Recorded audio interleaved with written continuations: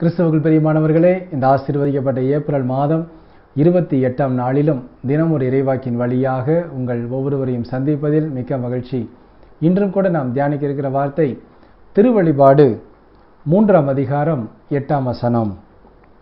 இதோ, எவராலும் பூட்ட முடியாத கதவை நான் உனக்கு முன் திறந்து வைத்திருக்கிறேன். ஆமென். கிறிஸ்துவுக்குள் பிரியமானவர்களே, நம்ம குடும்பத்தில் சில நேரங்களில் எல்லோரும், குடும்பத்தில் உள்ள அனைவரும் பழைய காரியங்கள், பழைய சம்பவங்களை குறித்து பேசி கொண்டிருப்போம். அப்போ சில நேரங்களில் சில ஜோக்கு சில பேர் சொல்லுவாங்க. அப்படி சொல்லும் பொழுது 10 பேர் அந்த வீட்டில் இருக்கோம்னா 10 பேர் அந்த இடத்துல அமர்ந்திருக்கிறோம் என்றால் எல்லாரும் அந்த ஜோக்குக்கு தன்னையே மறந்து சிரிக்க மாட்டாங்க. ஆனால் சில பேரை பார்த்தீங்கன்னா அந்த ஜோக்கை நினச்சி ஒரு 5 நிமிஷம் 10 நிமிஷம் சிரிச்சுக்கிட்டே இருப்பாங்க. அதுபோல் நம்ம ஒரு இடத்துக்கு பிரயாணமாகி போய் கொண்டிருக்கும் பொழுது சில மலையடி வாரத்தில் சில மரத்தடியில் ஒரு சிறிய நாய்க்குட்டி, ஒரு 4-5 நாய்க்குட்டிகள் இணைந்து விளையாண்டுக்கிட்டு இருக்கிறத நம்ம பார்த்தோம்னா மனதிற்கு அப்படி ஒரு சந்தோஷம் வரும். ஆம் கிறிஸ்துவுக்குள் பிரியமானவர்களே, இது போன்ற சந்தோஷங்கள் வரும் பொழுது நம்மால் அதை கண்ட்ரோல் பண்ணவே முடியாது.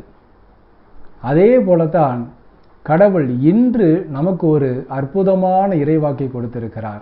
இதோ, யாராலும் பூட்ட முடியாத கதவை உனக்கு முன்பாக திறந்து வைத்திருக்கிறேன். ஆமென். ஒவ்வொரு நாளும் நாம் எதிர்பார்க்கிற சந்தோஷங்கள், சமாதானங்கள், நன்மையான நிகழ்வுகள் எல்லாமே கடவுளின் கரங்களில் இருந்து தான் நமக்கு கிடைக்கிறது. எப்பொழுது கடவுளுடைய கரங்கள் விரிந்திருக்கிறதோ அப்பொழுதெல்லாம் நாம் நிறைவான ஆசீரை பெற்றுக்கொண்டே இருக்கிறோம். அதற்கு அடிப்படை காரணம், நமக்கும் கடவுளுக்கும் இடையே உள்ள கதவு எப்பொழுதும் திறந்திருக்க வேண்டும். ஆம் கிறிஸ்துவுக்குள் பிரியமானவர்களே, இன்று அந்த கதவை கடவுள் நாம் ஒவ்வொருவருக்கும் திறப்பேன் என்று வாக்கு கொடுத்திருக்கிறார். இந்த வாக்கின் வழியாகவே இன்று முதல் சிறப்பான ஆசீர்வாதங்கள், இந்த பூமிக்குரிய ஆசீர்வாதங்கள், விண்ணுலக ஆசீர்வாதங்கள், ஆவியின் கனிகள் எல்லாவற்றையும் கடவுள் இன்று முதல் உங்களுக்கு நிறைவாக கொடுத்து ஆசீர்வதிப்பார். ஆமேன். நாம் ஜெபிப்போமா? அன்புள்ள இயேசு மகாராஜாவே, எங்கள் அன்பு தகப்பனே, இந்த ஆசீர்வதிக்கப்பட்ட புதிய நாளுக்காக உமக்கு கோடான கோடி நன்றி அப்பா.